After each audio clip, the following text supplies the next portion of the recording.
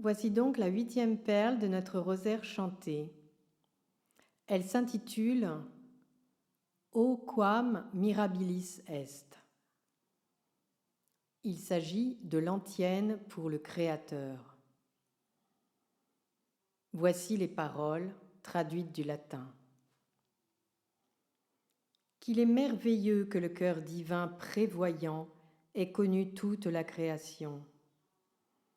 Car lorsque Dieu contempla le visage humain qu'il avait formé, il contempla chacune de ses œuvres, reflétées dans cette forme humaine. Qu'il est merveilleux ce souffle qui a donné vie à l'humanité. Je pense donc qu'il est très important de revenir à cet essentiel qu'est la bonté du Créateur, de rappeler aussi cette place de Créateur en tant qu'elle se fait jour après jour, en alliance avec nous, en tant qu'elle se fait ressentir dans l'étincelle de créativité de chacun et de tous.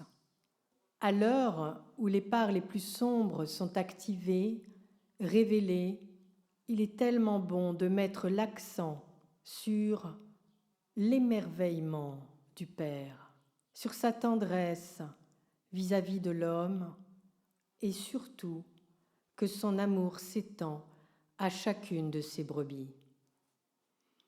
Il y a toujours ce double mouvement, inspire, expire, le souffle qui projette, qui façonne la matière, et c'est ce qui nous est demandé, et puis l'inspire, l'inspiration divine, celle que recevait Hildegarde.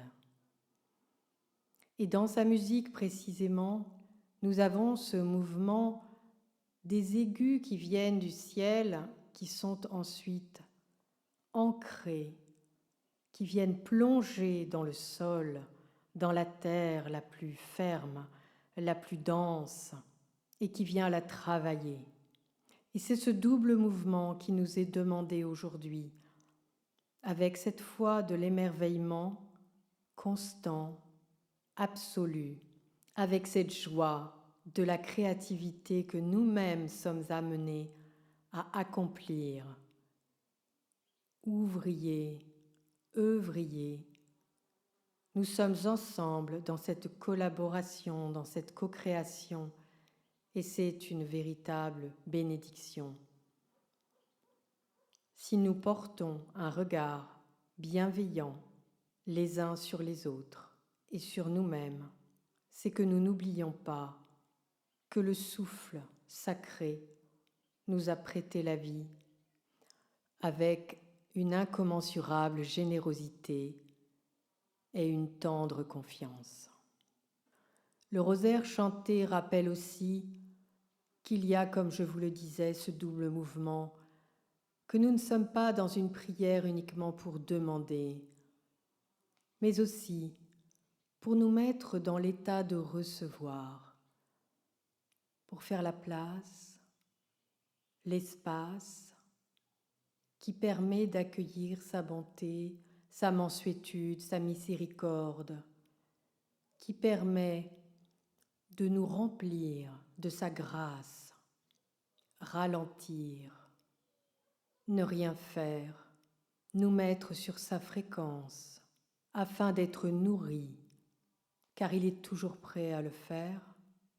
Ce n'est qu'à cette condition, et non en écoutant et en virevoltant au rythme que nous impose ce monde, que nous pourrons gagner la fréquence de l'émerveillement dont il est ici question, la fréquence de la foi et de l'infinie créativité dont Hildegarde est un magnifique exemple.